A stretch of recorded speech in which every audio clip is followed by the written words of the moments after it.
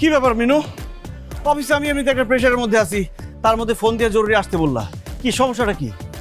আর হাড়ি পাতিল ধুতে তুমি রাস্তায় বসে আছো কেন? তোমার কাছে মনে হইতেছে আমি হাড়ি পাতিল ধুইতেছি? বাড়িওয়ালা বাসাতে না আমাদের বাইর করে দিছে। হোয়াট? কেন? কেন বুঝো না?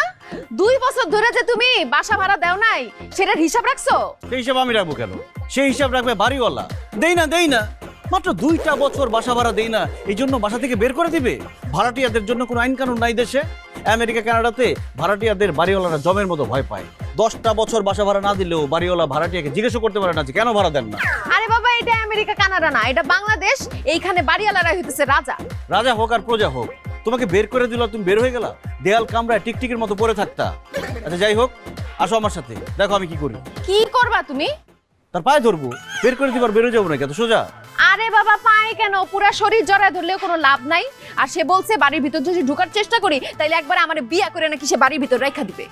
হোয়াট? এই বুইরা আমার বউরে বিয়ে করে ফেলবে ভাড়া দিনে বইলা?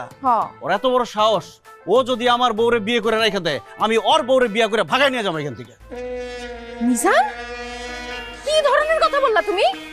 বাসা ভাড়া যাতে না দিতে হয় সেজন্য তুমি এই বুড়ি বেটিকে বিয়ে করবা? আরে কথার কথা মুখ ফসকে বের হয়ে গেছে, কিন্তু ওর এত বড় সাহস আমার বউরে বিয়ে করতে চাইছে। ওর ইট দিয়ে মাথা ফাটাম আমি। ওই জিট পাইছি।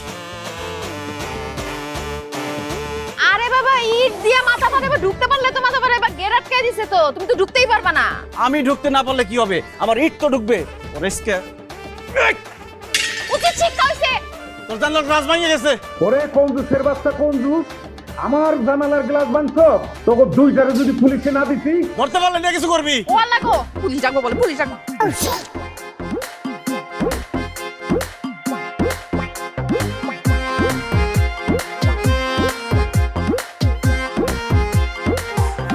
হাঁটতে হাঁটতে পাটা ব্যথা হয়ে গেল। কই যাইতেছি আমরা?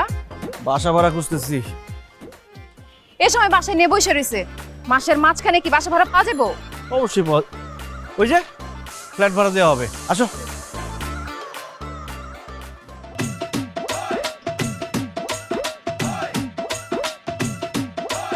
হ্যাঁ ভাই, ঠিক আছে। ও, পুরাতন জামা কাপড় নিয়ে হান্ডি বাতি দিচ্ছেন না? কিন্তু ভাই, এটা তো আবাসিক এলাকা, আর এই বিল্ডিং এ যারা থাকে তারা হাই ক্লাস ফ্যামিলির লোকজন।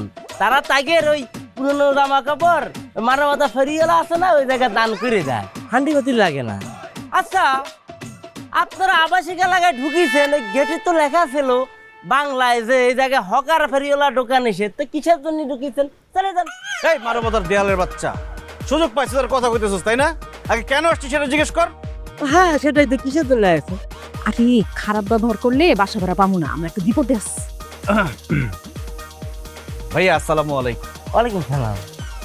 আপনি কি এই বাড়ির দারোয়ান? না, আমি হচ্ছে কেয়ারটেকার। ওই আমাকে সাইডে বাড়িওয়ালা যাওয়ার সময় আমার বুঝে দিয়ে গেছে, আমার দায়িত্ব আছে। বাড়িওয়ালা মারা গেছে? না না না, মারা যায়নি, ওই আমাকে সাইডে বিদেশে গেছে। ও, তার মানে তো আপনি এই বাড়ির হর্তাকর্তা, সব সিদ্ধান্ত আপনি নেন, আপনি বাড়ির মালিক বলা যায় তাই না? হ্যাঁ, কয় যায়, কিন্তু কেউ তো কয় না।